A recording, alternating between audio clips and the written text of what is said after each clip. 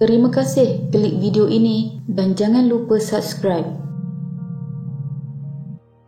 Jam 7.15 pagi, 5 Jun 2015, Gunung Kinabalu yang tenang dan nyaman bergegar susulan gempa bumi 5.9 magnitude berpusat di Ranau. Gempa bumi itu dicatat sebagai paling kuat pernah berlaku di Malaysia dalam tempoh 39 tahun sejak 1976, sekaligus mengatasi rekod gempa terkuat berukuran 5.8 skala Richter di Lahad Datu pada 1976. Insiden tidak disangka-sangka itu berlaku beberapa hari selepas pelancong warga asing berbogel membuang air kecil dan berkelakuan lucah di puncak Gunung Kinabalu yang menimbulkan kemarahan masyarakat setempat. Pada 30 Mei 2015, gambar 5 lelaki berbogel di atas gunung tersebar di media sosial diikuti dengan gambar 10 pelancong termasuk 4 wanita tanpa pakaian berhampiran selatan puncak Gunung Kinabalu. Penduduk Sabah marah dengan gambar itu kerana mereka menganggap gunung itu suci. Pengarah Taman-Taman Sabah ketika itu, Datuk Jamili Nais, berkata 4 wanita dan 6 lelaki telah berpecah dari kumpulan mereka dan pergi ke selatan puncak. Pelancong tersebut mengabaikan amaran dari pemandu gunung dan memanggilnya bodoh dan memakinya dengan kata-kata go to hell, iaitu pergi jahanam, apabila dia memohon mereka untuk menghentikan perbuatan mereka itu. Lalu, apa yang terjadi kepada mereka yang melakukan aksi tidak senonoh itu dan apakah kesan dari gempa bumi yang berlaku? Ini adalah kisahnya. 5 pelancong asing yang berbogel di puncak Gunung Kinabalu telah dihalang daripada meninggalkan Sabah dan langkah itu bagi membolehkan polis menjalankan siasatan ke atas insiden tersebut. Pada waktu itu, laporan polis telah dibuat dan polis percaya 5 individu ini masih berada di Sabah dan sedang cuba untuk meninggalkan Sabah. Pihak polis telah meminta bantuan Jabatan Imigresen untuk menghalang 5 individu ini daripada meninggalkan Sabah agar polis boleh menahan mereka. Pada 7 Jun hingga 9 Jun 2015, beberapa siri tangkapan telah dibuat dan mereka kemudian didakwa di mahkamah. Ada di antara mereka ditahan di lapangan terbang Tawau ketika hendak berlepas ke Kuala Lumpur. Pada 12 Jun 2015, Mahkamah Session Kota Kinabalu telah menjatuhkan hukuman penjara 3 hari terhadap 4 pelancong barat mulai tarikh mereka ditangkap dan denda RM5,000 atau 3 bulan penjara kerana melakukan perbuatan lucah di Gunung Kinabalu. Keempat-empat mereka membayar denda itu melalui peguam mereka pada kira-kira pukul 7 malam pada hari yang sama. Hukuman dijatuhkan dan selepas itu mereka dihantar pulang ke negara asal.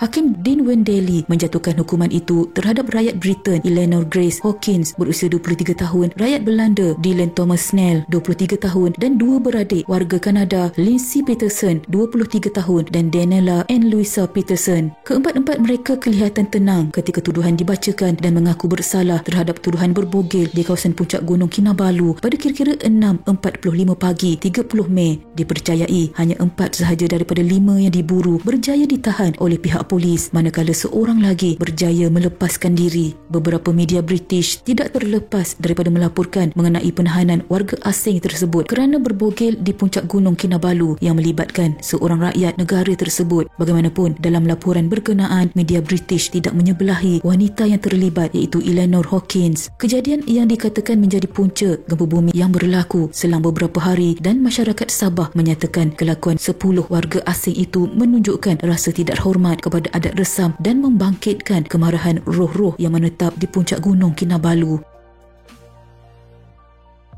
Dalam kejadian gempa bumi di Ranau pula telah meragut 19 nyawa pendaki melibatkan 7 warga Malaysia termasuk 4 malim Gunung Kinabalu, 9 warga Singapura dan masing-masing 1 mangsa dari China serta Jepun. Kesemua mereka yang maut ditemui di sekitar kawasan trek Via Ferrata, manakala 2 orang lagi dianggap sebagai hilang, terdiri daripada seorang guru dan seorang murid dari Singapura. Mangsa dari Singapura melibatkan 2 guru dan 7 pelajar sekolah rendah Tanjung Katong yang melakukan lawatan sambil belajar ke Gunung Kinabalu serta seorang jurupandu pengembaraan. Laporan The Straits Times menyebut seramai 29 orang pelajar dan 8 orang guru dari Sekolah Rendah Tanjung Katong sedang menyertai lawatan sambil belajar yang dikenali sebagai cabaran Omega di Gunung Kinabalu ketika gempa bumi itu berlaku. Rakyat Malaysia yang terbunuh ialah Lim Chun Siong, iaitu pendaki Muhammad Lokman Abdul Karim, pendaki Muhammad Khairul Azwan Abdul, pendaki Valerian Jonas, kaki tangan Mountain Top, Ricky Masarin, kaki tangan Mountain Top, Joseph Solugin, iaitu malim gunung, dan Robbie Sapinggi, pelatih gunung. Rakyat Singapura yang terbunuh ialah Rachel Hoyan Shilin, Sonia Jala, Emily Giovanna Ramo, Amir Ryan Muhammad Adit, Navdeep Singh Gerald, anak lelaki Raj Kumar, Muhammad Ghazi bin Muhammad, Lujen Liang Terence, Muhammad Danish Amran dan Wee Yingping Pione. Kesemua mereka merupakan pelajar dan guru dari Sekolah Rendah Tanjung Katong. Rakyat Filipina yang terbunuh ialah Khairil Mizzi Higuit Matahom yang juga dari rombongan pelajar Sekolah Rendah Tanjung Katong. Dua lagi mangsa asing yang dijumpai ialah Ozaki Masahiro dari Jepun dan Lugi dari China. Gempa bumi itu turut menyebabkan berlakunya kejadian tanah runtuh di Kampung Kiau, Kota Belud serta membawa kepada keretakan beberapa struktur bangunan di Ranau dan Kota Belud akibat gempa bumi yang berlaku. Ada antara malim gunung yang berhenti kerja akibat trauma dengan tragedi itu.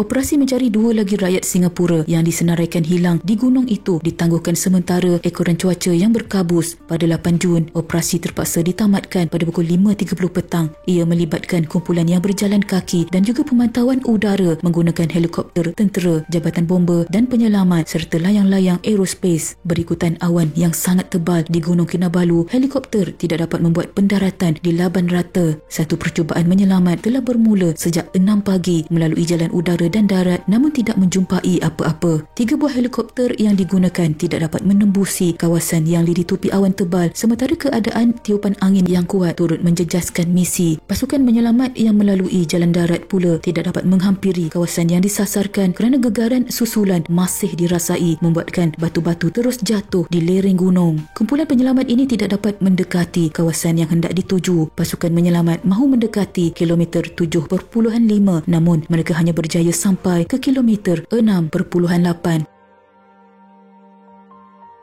Sementara itu, akhbar The Star melaporkan seorang saksi memberitahu bongkah batu yang besar dan bertantan beratnya telah bergolek menuju ke arah sebahagian besar pelajar sekolah rendah dari Singapura itu. Kebetulan pada masa kejadian, kesemua mereka sedang bersiap sedia menuruni kawasan trek yang bertali di gunung itu. Pada saat bongkah batu yang besar dan berat itu sedang bergolek ke arah kawasan curam dan lereng gunung berkenaan, sekumpulan kira-kira 40 murid sekolah rendah serta guru mereka secara kebetulan sedang berada di bawah dan bersiap sedia untuk menggunakan tali di trek Via Ferrata, kata saksi yang enggan namanya disiarkan. Mereka dibahagikan kepada 5 kumpulan. Setengah daripada mereka baru sahaja memasang tali keselamatan pada badan apabila mereka mendengar bunyi kuat gegaran bagaikan guruh dari atas mereka yang sebenarnya adalah bongkah-bongkah batu besar yang sedang bergolek turun ke arah mereka. Via Ferrata dikendalikan oleh Mountain Top yang mana pemiliknya Wilfred Top memberitahu debu dan kabus daripada runtuhan bongkah besar itu telah menghalang pemandangan juru pandu daripada melihat bahaya yang sedang bergerak ke arah mereka. Akibatnya, mereka gagal bertindak segera untuk menyelamatkan murid-murid itu yang masih terikat pada tali keselamatan mereka. Menurut Tok, segala-galanya berlaku dengan begitu pantas sekali sehingga menyebabkan mereka tergamam dan gagal bertindak segera untuk menyelamatkan diri. Dia berkata, runtuhan bongkah batu itu turut menghalang laluan turun yang menyebabkan lebih 173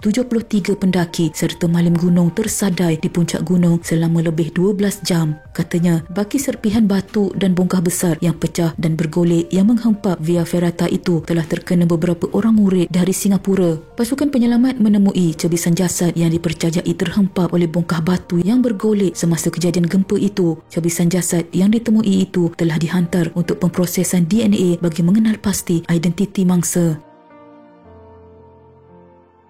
Gempa bumi itu menyebabkan kerosakan kepada bangunan serta jalan raya di kawasan Ranau serta Kota Belud selain gegaran dirasai sehingga ratusan kilometer. Malah puncak Donkey Ears Peak iaitu salah satu puncak tertinggi di Gunung Kinabalu turut patah dan mengubah lanskap puncak gunung tertinggi di Malaysia itu. Dalam tempoh setahun selepas gempa bumi itu, sebanyak 137 gempa susulan direkodkan di Ranau. Sehingga kini kesan gegaran masih kelihatan di Gunung Kinabalu. Mereka yang kehilangan ahli keluarga serta detik cemas ketika gegaran kuat tersebut pasti tidak akan dapat melupakan tragedi itu. Takziah kami ucapkan kepada keluarga mangsa yang terlibat. Selepas 8 tahun, Kinabalu masih terluka.